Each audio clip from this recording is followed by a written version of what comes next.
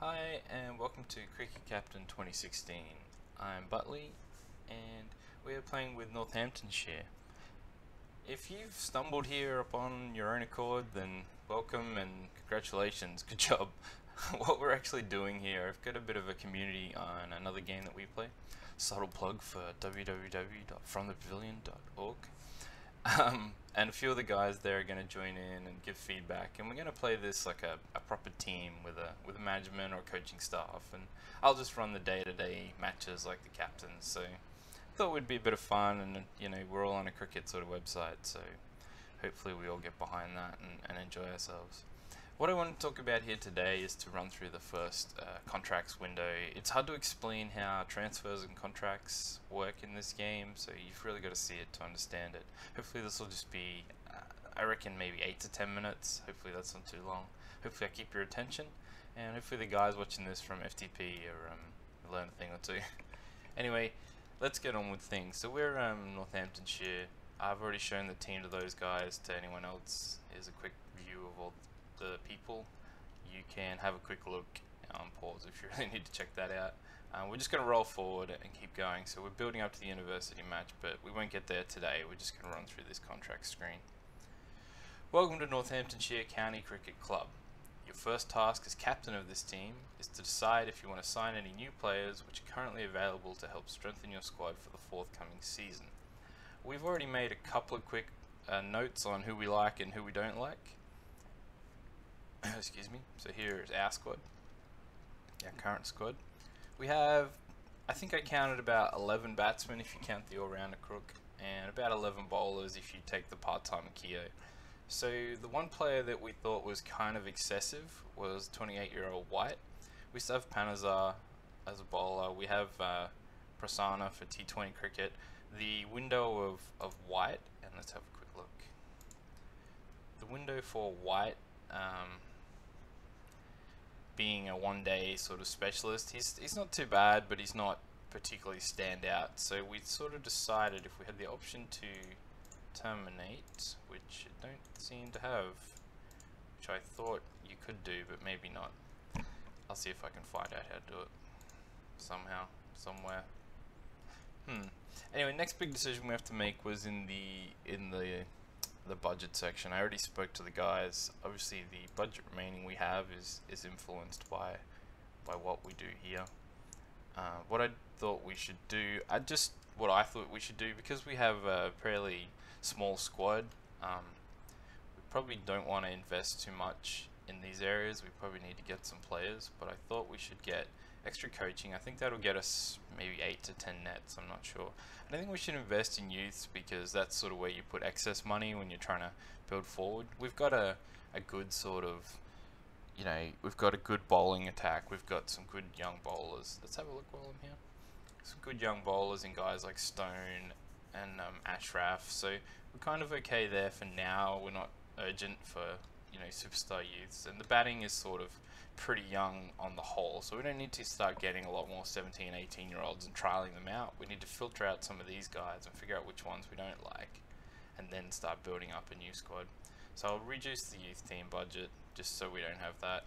Coaching I want up. Physio I'm not too fast, so I thought we'd take that down as well, because we probably, honestly, we might just keep one bowler depending if Ashraf or Kleinveld or someone like that is doing really well, or Levi if he's batting really well. Beyond that, we probably don't need to do too much more. So that's our team. Looking into the pool of players, what you got to understand, so these are guys that are off contract. So at the end of every season, and you can see our squad has contract length. So say at the end of this season when we're finished in 12 months time, Rossington will have a chance to negotiate with us as the club, or the club will have a chance to negotiate with him first. And so basically the club gets first dibs on any player that they already owned. And if they can't come to an agreement, then the player gets off contract and put into the pool. And that's what these are. And so you don't really transfer players from clubs. You kind of wait for them to go on the market and then you sign them. So there's no fees between clubs or anything like that. I don't know how it works in the real game, but that's at least what we're given here.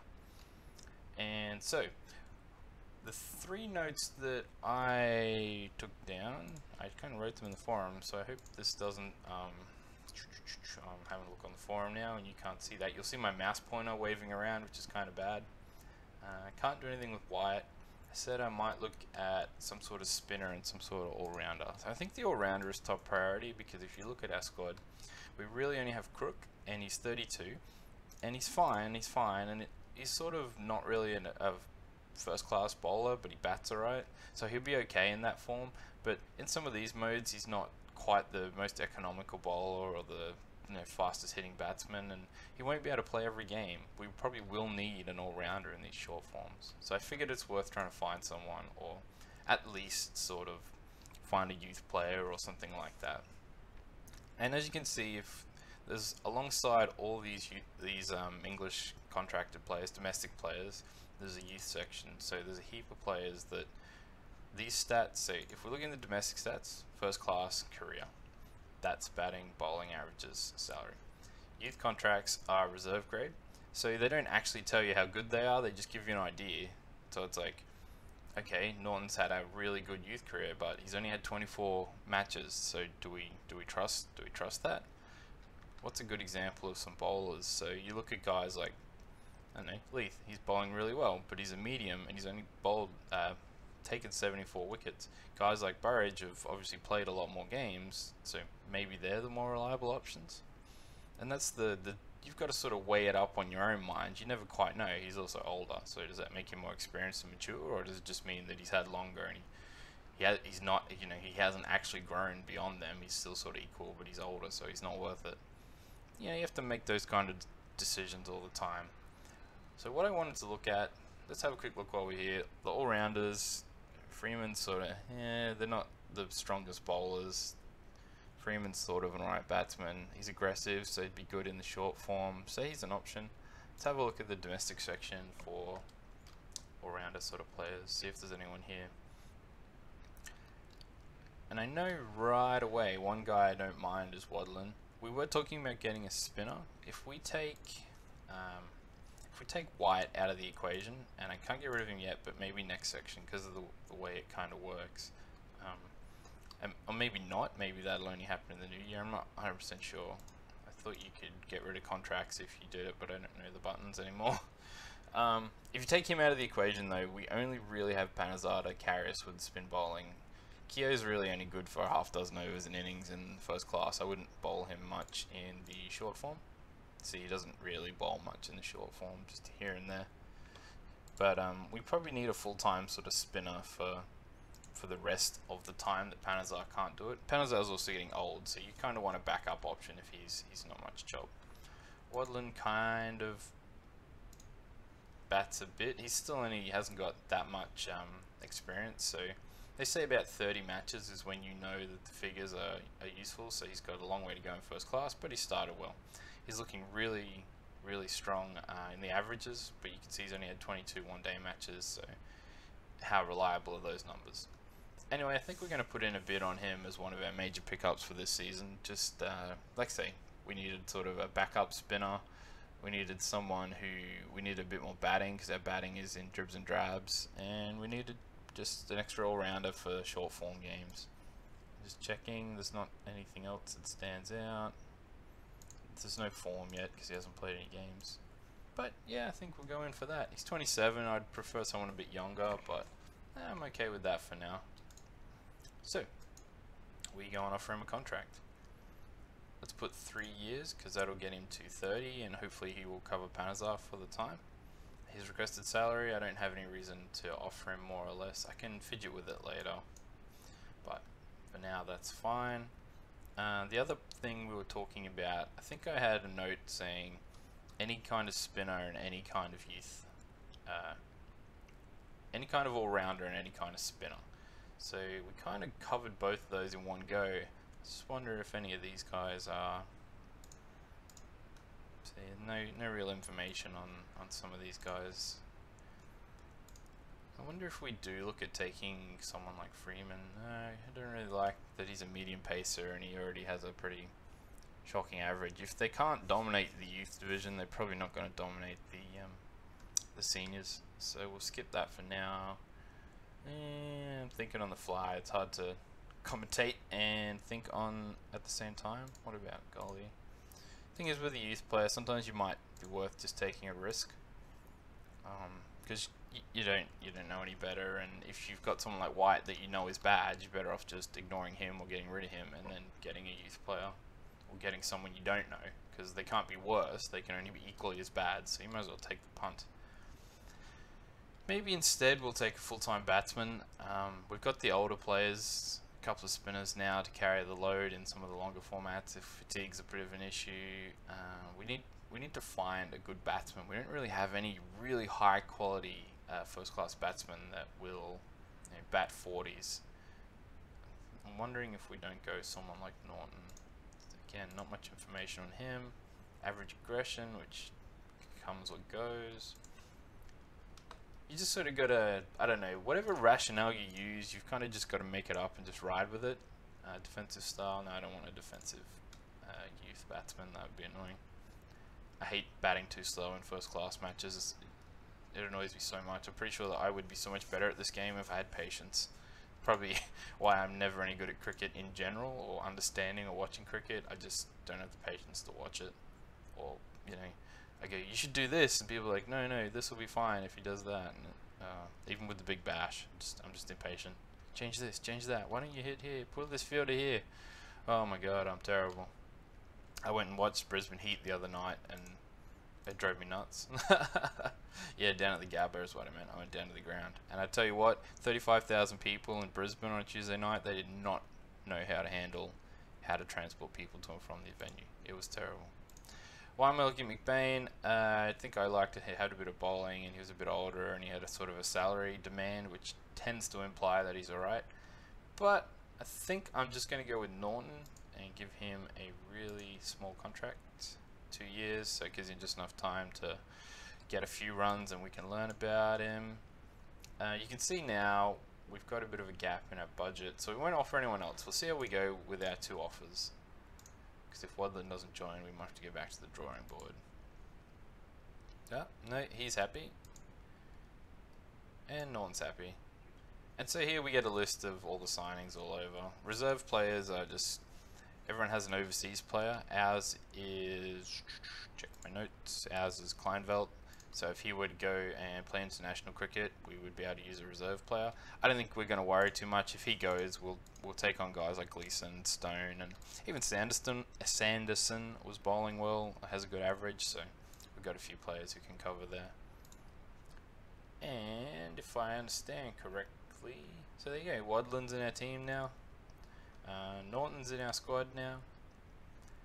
And this list got a little bit shorter. It's a bit hard to tell because a lot of these first picks aren't picked up because the teams are fairly well established when you start. Like, obviously it mirrors the squads that were in the teams at the start of 2016-17 season, so it kind of, yeah, it doesn't need sorry, a lot of these players aren't needed, I guess. Well, they were picked up really late in the gig, so it's no surprise if some of them aren't picked up immediately when we're playing. I don't want to do much else. What I was going to do is change our budget. See, now we have 12,000 spare. Now we can do nothing with that. We can't really get another contract, or we can put that into something. So I think what I'm going to do is put it into physio. Might get 2 or 3 sessions and see if we can keep some of our older players going a bit longer. And we go from there. I'll just quickly run this out. I know we're going on like 15 minutes, and I was really bad about waffling, but I had to buy myself time to think, to be honest. Yeah, this will get more exciting in New Year's. Let's see if I can cancel White now. No, I swear you can, but just not this first year from the looks. Maybe he's like literally just been offered, and that's why. Anyway, yeah, this gets more exciting in New Year's because you're managing who you're signing next to who you're letting go. Okay, so you've seen how that works. I can go exit and get out of this. Are you sure you finished bidding on new players? Yes. It'll quickly run the others, and now you can see our team has been updated to have the new players. There's Norton, there's Wadland. And so we won't include them in the trial match, but now you know that they're on the table and ready for other games. What can I show you from here? Coach and physio? Yeah, it's already done. So with the 40,000 we invested in coaching sessions, we get 9 coaching sessions. With the 30,000 we invested in physio, we get 2 sessions. So right away I'm going to go him because he's our main bat, and I think I'm going to go with him just because he's older and he is probably our strongest bowler or most experienced or internationally lauded bowler. In terms of the other 9, I had some notes. So Keo, for now what I'll do is just put them on technique, but you can see there's all these sections. So what you can do, let's have a look.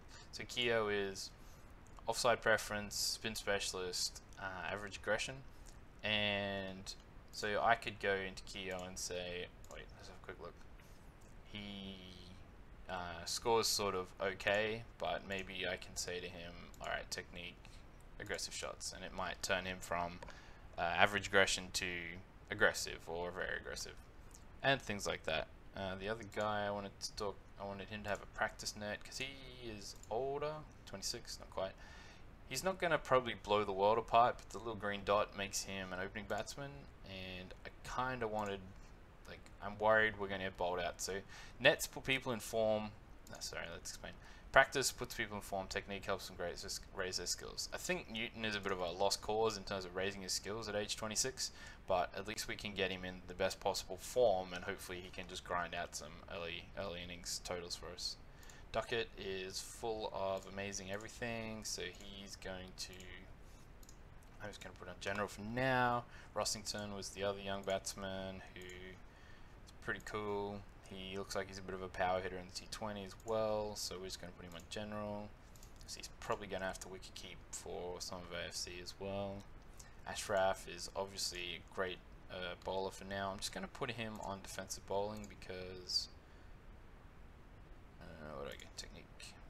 See there, they got accuracy, which I think just helps him hit the spot more. Well, obviously, but it just means like you can have a defensive bowler who's really good, but then if he has bad accuracy, he'll throw wide ones and get smashed. I'm gonna put him on defensive bowling. I know that's weird for one of your opening cracking seamers, but his economy was just a little bit high for what I was comfortable with. Stone was the other really hot shot bowler we had. I think I'll just give him general for now. Over time, like, you can change these at any time, so just keep working on it. Gleason was a fastie, so what I thought, not what I meant to click on.